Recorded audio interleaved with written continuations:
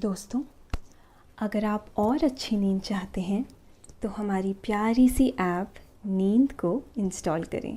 इस ऐप पर आपको एक्सक्लूसिव स्लीप स्टोरीज़ मिलेंगी और आप बिना यूट्यूब प्रीमियम के भी इन स्टोरीज़ को बैकग्राउंड में सुन सकेंगे। इंस्टॉल करने के लिए आप हमारी वेबसाइट नींद.ऐप पर ज़रूर आइए और अच्छी कहानियाँ, स्लीप म्यूज़िक, कुछ टिप्स सुनने के लिए इस चैनल को सब्सक्राइब कीजिए। नमस्ते दोस्तों, मैं हूं लोकेश और आज हम आपके लिए लेकर आए हैं एक ऐसी कहानी जो आपको बताएगी कि यदि आप जीवन में कर्म करोगे तो भाग्य भी आपका साथ देगा। कर्म के बिना भाग्य के दरवाजे नहीं खुलते और केवल भाग्य के बारे में सोचकर बिना कर्म किए जीवन व्यतीत नहीं किया जा सकता। यानी कि कर्म और भाग्य दोनों ही एक दूसरे पर निर्भर हैं। हमारी आज की कहानी भी तो कुछ ऐसी ही है।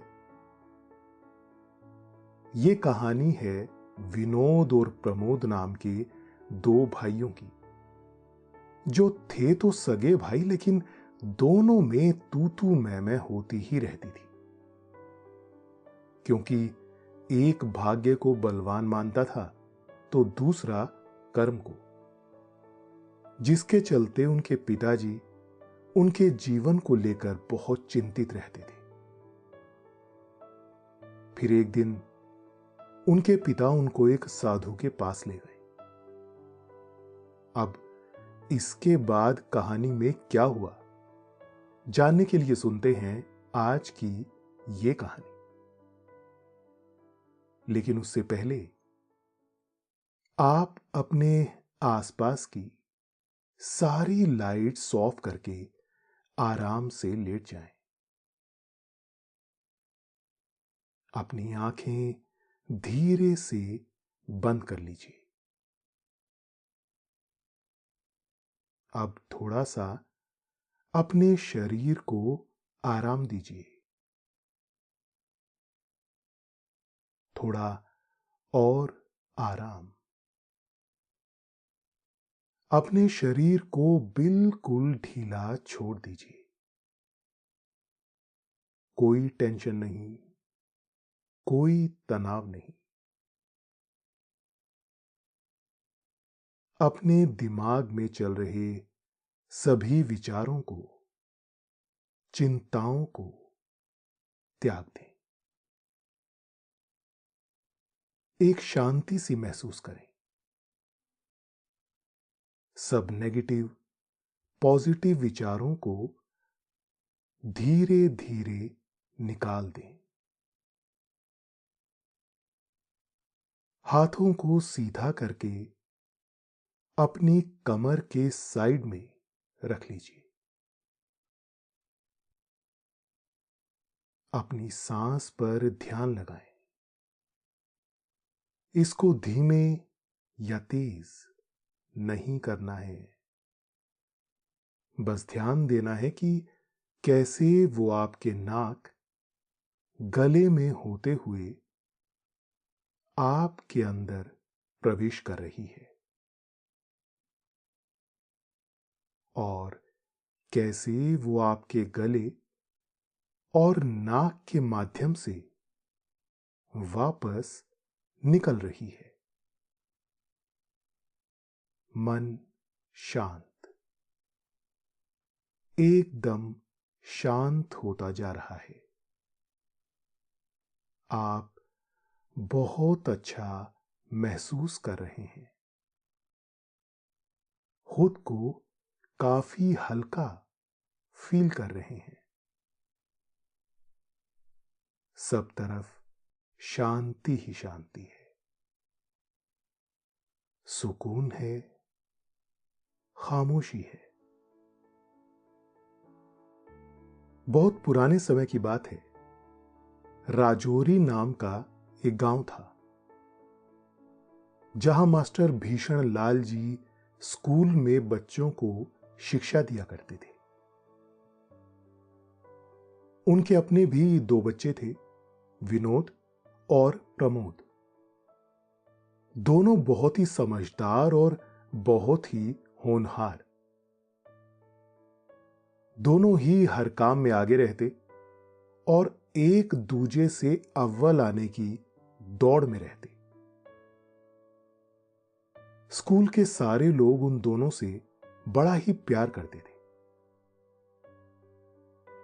लेकिन विनोद और प्रमोद दोनों एक दूसरे से बिल्कुल अलग थे। अगर एक आसमान था तो दूसरा जमीन। अगर एक सूरज था तो दूसरा चांद। सारी बातों का एक ही मतलब था और वो ये कि दोनों की आपस में बहुत कम बनती थी। कभी कभी थोड़ी बनती थी, कभी कभी तो बिल्कुल भी नहीं बनती थी। कभी कभी तो इतना हो जाता था कि बात लड़ाई पर आ जाती थी।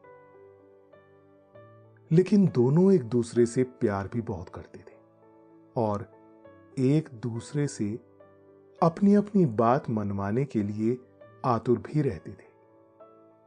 सगे भाई थे तो प्यार था, और सोच अलग अलग थी तो नोक-झोंक भी थी। भीषण लाल अपने बच्चों को बहुत समझाता था, लेकिन दोनों सुनने का नाम ही नहीं लेते थे। जहां एक को लगता था कि मैं सही हूं, तो वहीं दूसरे को लगता था कि नहीं, तुम नहीं, मैं सही हूं। लेकिन आखिरकार यह लड़ाई शुरू कहां से हुई? तो आइए पहले इसकी जड़ में चलते हैं। दरअसल भीषण लाल की पत्नी मां बनने वाली थी, तो वैद्य जी ने कहा कि तुम्हें जुड़वा बच्चे होंगे, और वो भी लड़के। लड़कों का नाम सुनकर राजौरी गांव के लोग भीषण लाल के लिए खुशी मनाने लगे। ढोल नगाड़े बजाए जाने लगे। लोग दूर दूर से आकर भीषण लाल को मुबारकबाद देने लगे। उसकी वजह यह थी कि भीषण लाल के पिताजी इस गांव के सरपंच थे।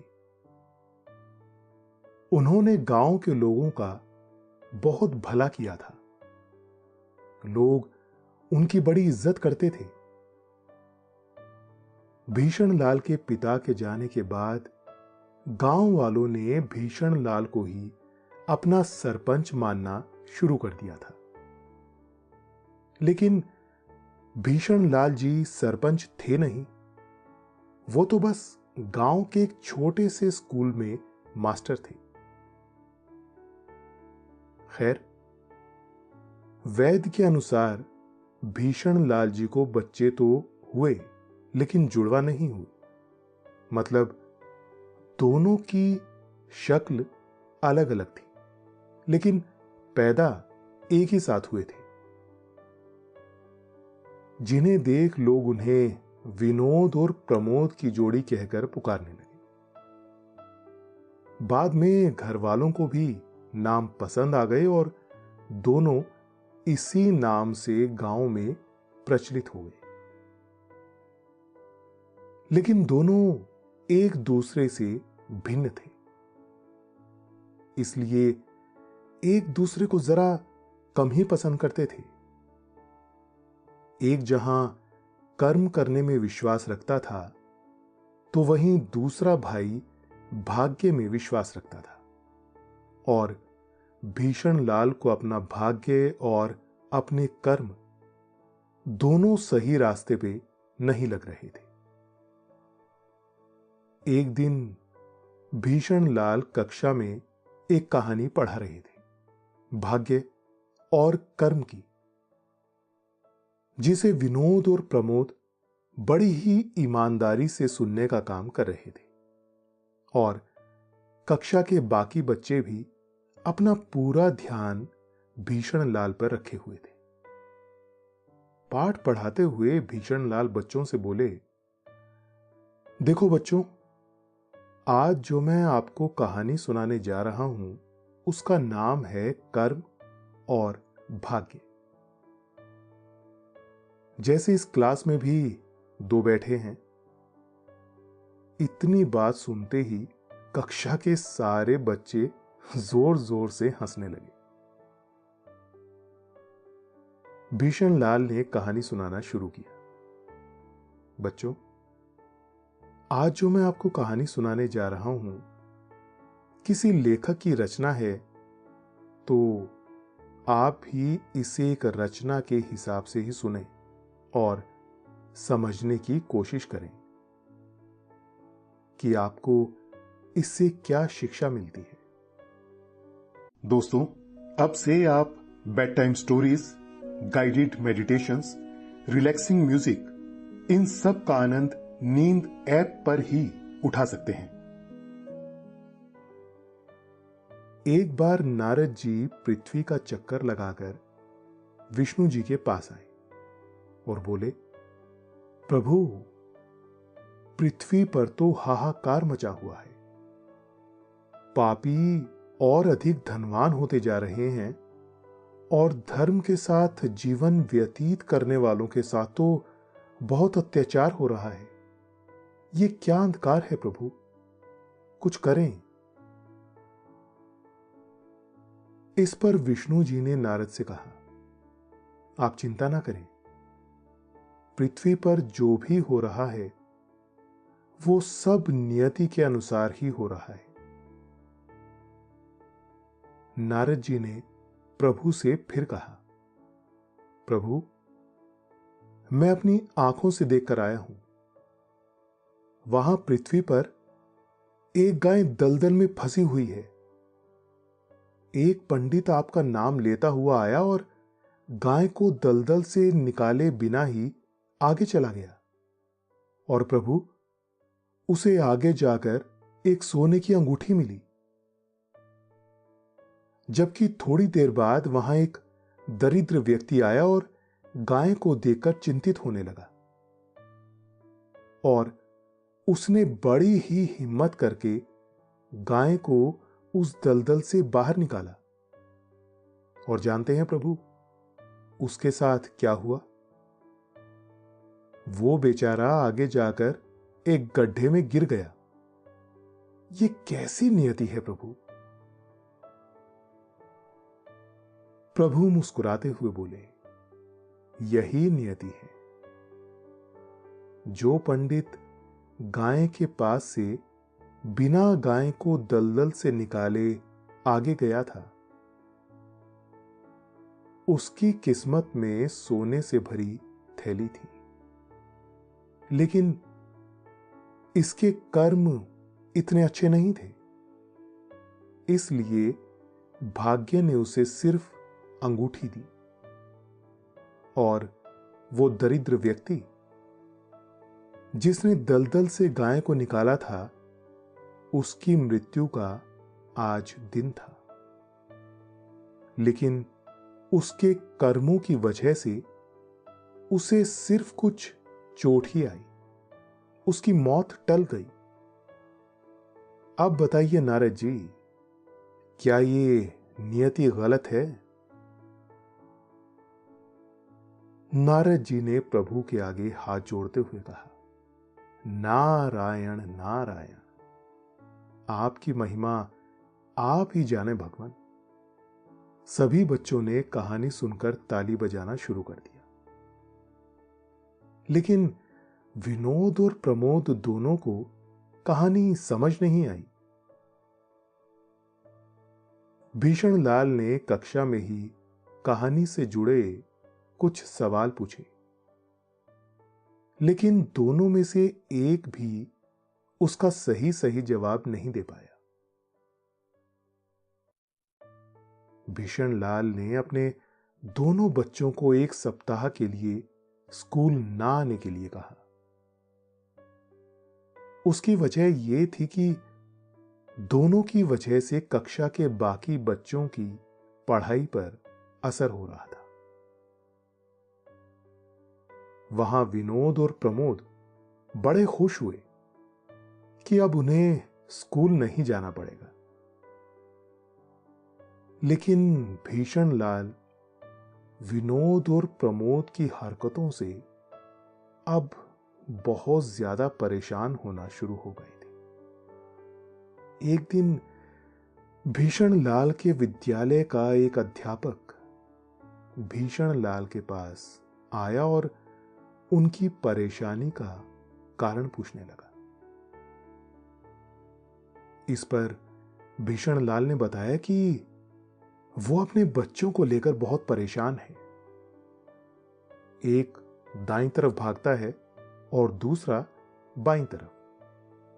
सोचिए, मैं इस विद्यालय का अध्यापक हूं और मेरे ही बच्चे ज्ञान से दूर हैं। एक कर्म फल में इतना ज्यादा विश्वास रखता है कि उसे कोई भी काम बताओ तो वो उसे करने में इतना व्यस्त रहता है कि उसे याद ही नहीं रहता कि जो काम वो कर रहा है उससे क्या होगा। और दूसरा भाग्य पर इतना विश्वास करता है कि वो कोई काम ही नहीं करता। कहता है कि भाग्य में होगा तो मिलेगा और अगर नहीं होगा तो नहीं मिलेगा। अध्यापक भीषण लाल की बात सुनकर हंसने लगे। भीषण लाल ने अध्यापक से कहा, आपको यह मजाक की बात लग रही है? मुझे तो डर लग रहा है। पता नहीं इनका आगे का जीवन ऐसे कैसे चलेगा। तब अध्यापक ने उन्हें बताया कि यहां पास में अल्मोड़ा गांव है, जहां पर एक साधु जी रहते हैं जो हर बीमारी का इलाज बड़े ही प्रेम से करते हैं। भीषण लाल ने अध्यापक से कहा, लेकिन मेरे बच्चों को तो कोई बीमारी नहीं हुई है, वो बिल्कुल ठीक है। हां, थोड़ा ज्यादा ही कर्म और भाग्य पर विश्वास करते हैं। लेकिन अध्यापक ने भीषण लाल को समझाते हुए कहा, मैंने कब कहा कि उन्हें कोई बीमारी है? मैं तो ये कह रहा था कि उनके पास हर समस्या का समाधान है। आपको एक बार अपने बच्चों को लेकर उनके पास जरूर जाना चाहिए। रात भर भीषण लाल अध्यापक की बातों पर सोच विचार करता रहा और अगले दिन अपने दोनों बच्चों को मेले में ले जाने के बहाने घर से निकल पड़ा। रास्ते में विनोद और प्रमोद दोनों को बड़े ही प्यार से समझाते हुए साधु जी के पास लेकर आ पहुंचा। वहां पहुंचते ही विनोद और प्रमोद ने पिता से कहा, हम सब तो मेले के लिए जाने वाले थे ना?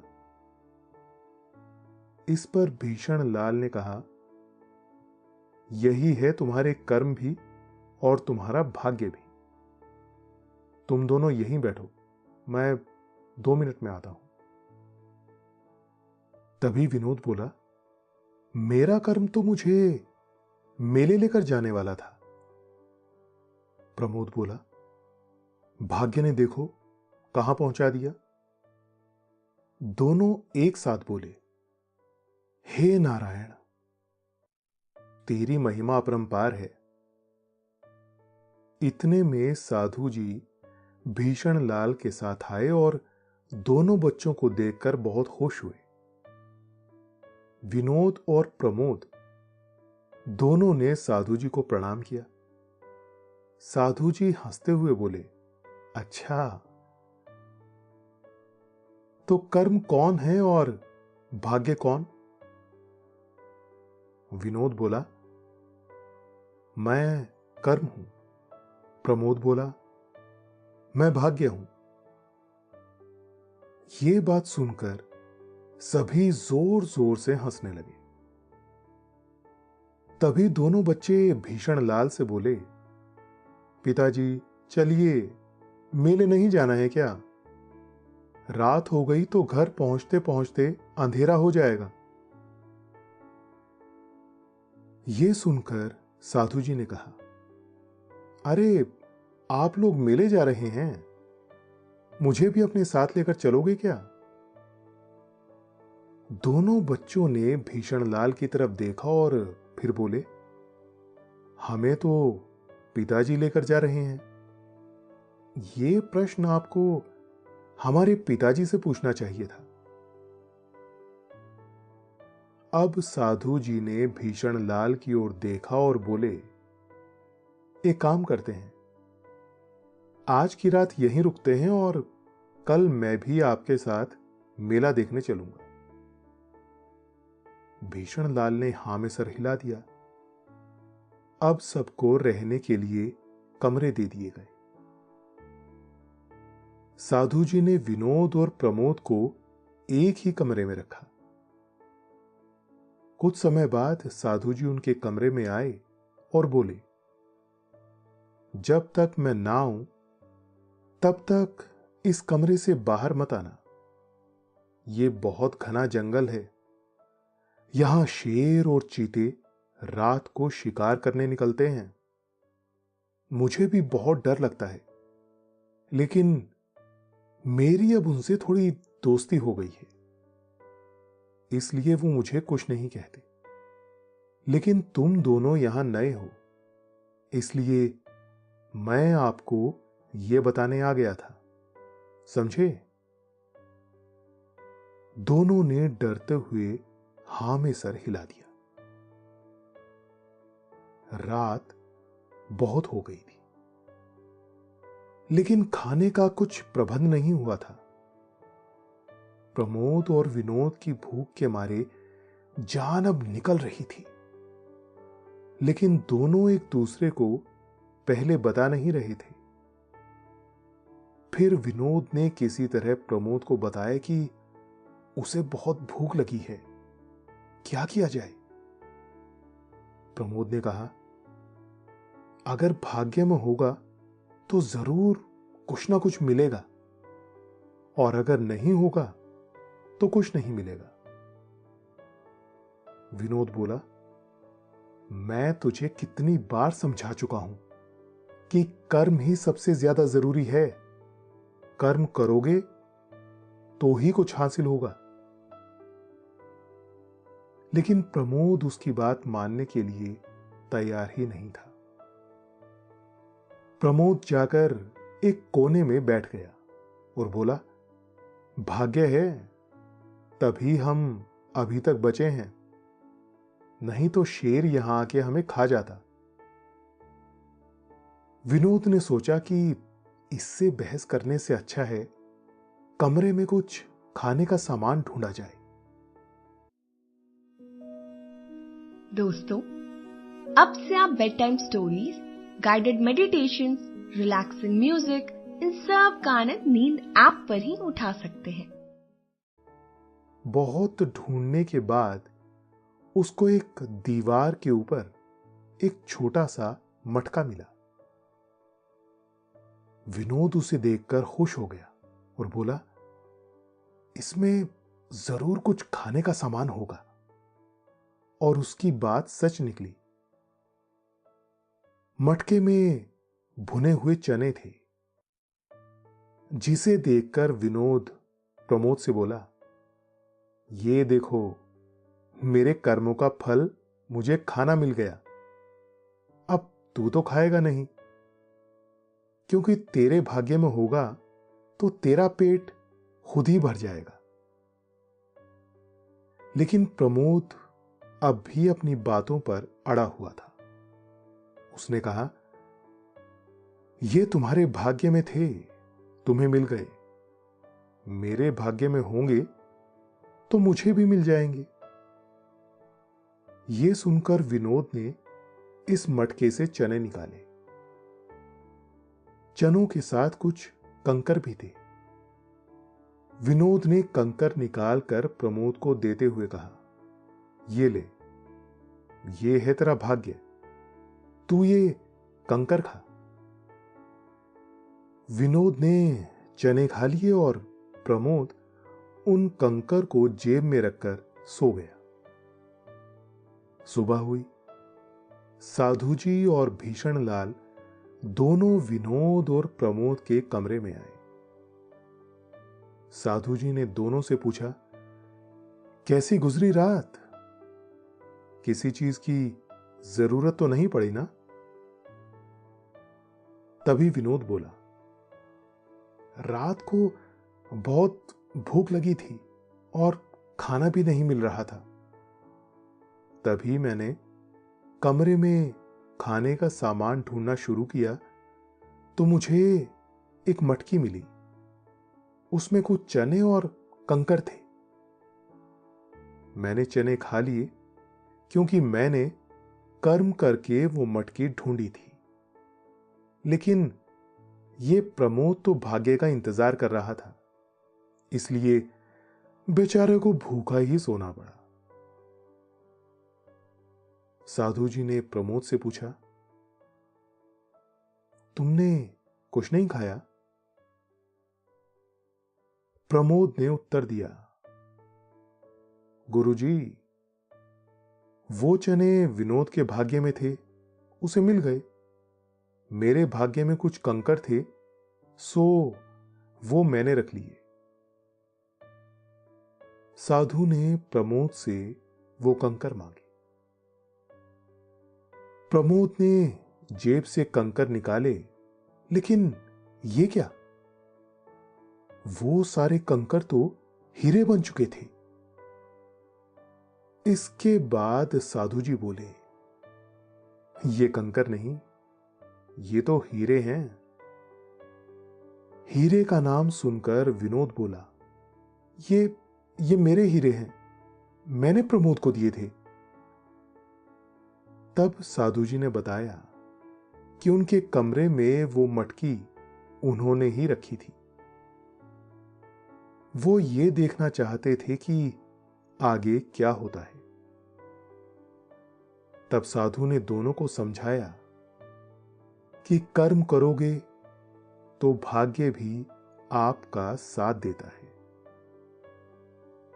कर्म के बिना भाग्य के दरवाजे नहीं खुलते और सिर्फ भाग्य के बारे में सोचकर कर्म को किए बिना जीवन व्यतीत नहीं किया जा सकता।